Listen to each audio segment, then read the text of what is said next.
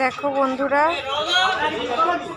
সরস্বতী পুজোর জন্য সব ঠাকুর এখানে সাজানো রয়েছে। সবাই এখান থেকে সবাই কিনছে। আমি এসেছি এখন সোদপুর মার্কেটে।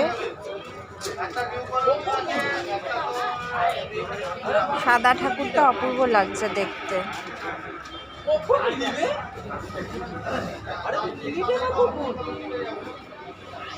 এদিকেও সব ঠাকুর রয়েছে সাজানো।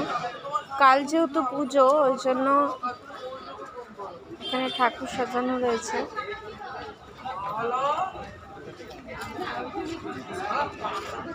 আমার বরাবরই ঠাকুর কিনতে ভালো লাগে, তো তাই আমি এখানে এসেছি।